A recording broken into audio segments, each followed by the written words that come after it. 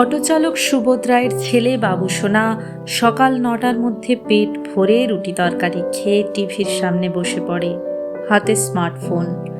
সুবোধ রায় ভাড়ার অটো চালিয়ে লাখ দুয়েক টাকা জমিয়েছিলেন মেয়ে করবীর বিয়ের জন্য।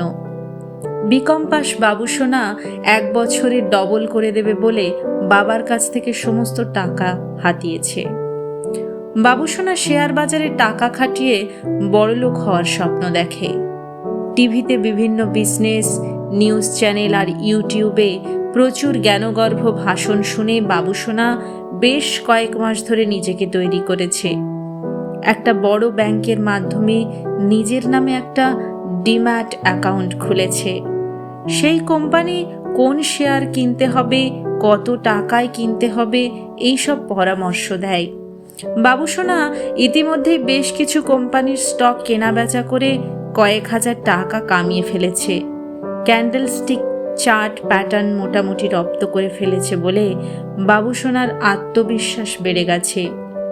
আত্মবিশ্বাসী বাবুসোনা অপশন ট্রেডিং করবে বলে ঠিক করে ফেলল। জায়গা বুঝে টাকা লাগাতে পারলে মুনাফা গুণে শেষ করা যাবে না। অপশন ট্রেডিং ছাড়া রাতারাতি বড়লোক হওয়া অসম্ভব। বাবুসোনার কাছে কম সুদে নিরাপদে বিনিয়োগ মানে সময়ের অপচয়। বাবুসোনা সকাল থেকে অনেক চিন্তা ভাবনা করার পর মার্কেট বন্ধ হওয়ার ঠিক আগে নিজের সমস্ত টাকা দিয়ে পছন্দ মতন শেয়ারের প্রচুর লট কিনে ফেলল। মার্কেট বাড়বেই, আর তখন ছেড়ে দেওয়া যাবে হাতের পাঁচ। রাতারাতি বড়লোক হওয়ার এই সুযোগ রোজ রোজ আসে না। এক অযৌক্তিক যুক্তির উপর নির্ভর করে বাবুসোনা টিভি বন্ধ করে পাড়ার ক্লাবে তাস পেটাতে চলে গেল।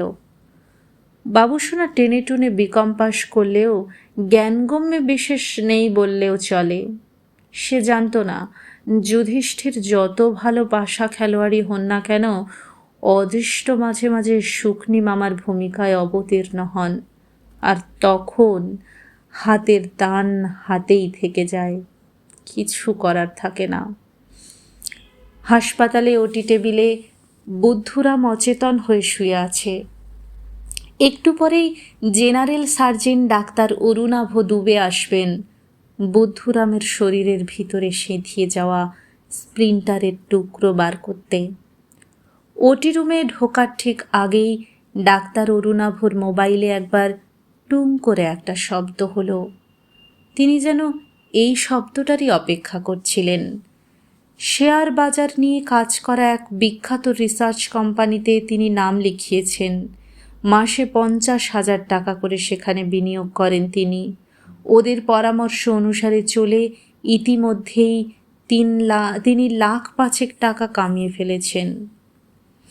ডাক্তার অরুণাভ ভালো করে মেসেজটি পড়ার পরে 1,00,000 টাকা পছন্দসই শেয়ারের পুট অপশানে লাগিয়ে দিয়ে মোবাইল ফোনের স্ক্রিনের দিকে এক দৃষ্টিতে তাকিয়ে রইলেন।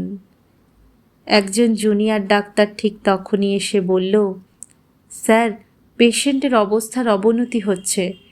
ডাক্তার অরুণাভ সেই জুনিয়র ডাক্তারটির দিকে কঠিন দৃষ্টিতে তাকালেন। জুনিয়র ডাক্তার সেই দৃষ্টির সামনে আর দাঁড়াতে সাহস পেল না। 0.5 ঘন্টা পরে ডাক্তার অরুণাভ যে ট্রিগার প্রাইস ঠিক করে রেখেছিলেন তার নির্বাচিত শেয়ারের ইন্ডেক্সের নিচে নামতে নামতে সেই সূচক স্পর্শ করল।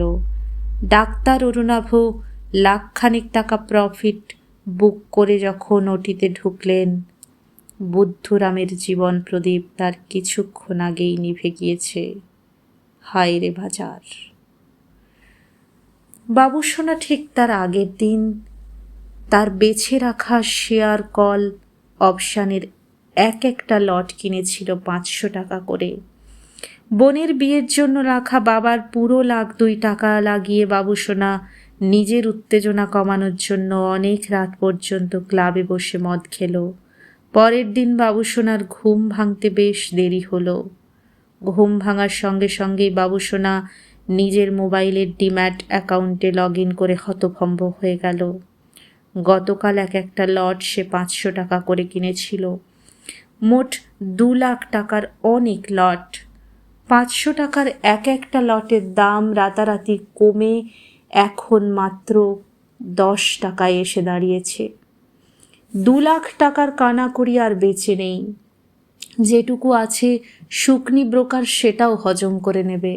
লট কেনার সময় ব্রোকারের টাকা নেয়, আবার বেচার সময়ও টাকা নেবে।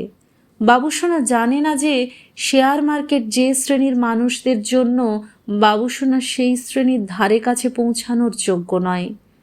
বাবুসোনার মতো নিম্ন আয়ের উপযুক্ত শিক্ষাহীন মানুষদের শেয়ার বাজারের ভল্লুকদের দল উপর থেকে থাবা মেরে এক্কেবারে রক্তাক্ত করে দেয়।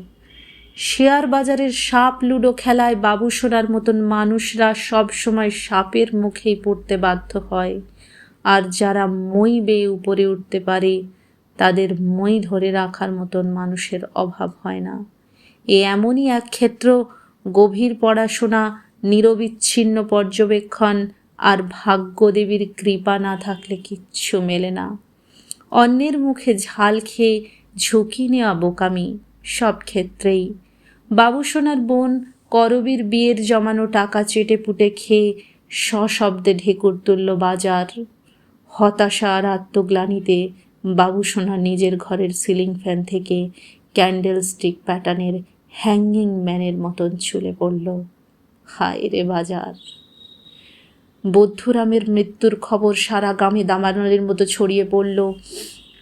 বৃদ্ধ সেলিম চাচা সেই খবর শুনে একটা শক্ত লাঠি নিয়ে নিজের দোকান থেকে রাস্তায় এসে নামলেন। সেলিম চাচার ছেলে মহসিন তাড়াতাড়ি এসে বাবার পথ আটকে দাঁড়িয়ে বলল, আব্বা কোথায় যাচ্ছ? সেলিম চাচার ছেলের দিকে না তাকিয়ে বলে উঠলেন, সুখচাঁদের গুদাম ঘর ভাঙতে। একজন দুজন করে গ্রামের মানুষ সেলিম চাচার সঙ্গী হতে শুরু করলো।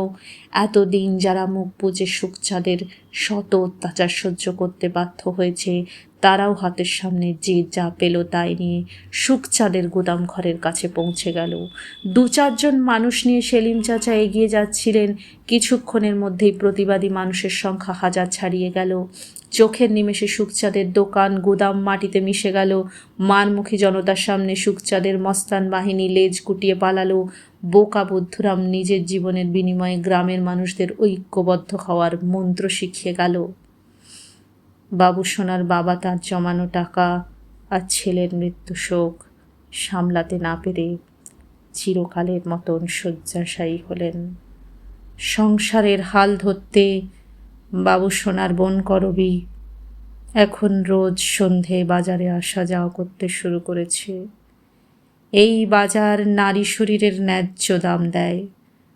দুনিয়া একটা বাজার, বাজারে সকলেই আসতে পারে, কিন্তু বাজার সকলের জন্য নয়।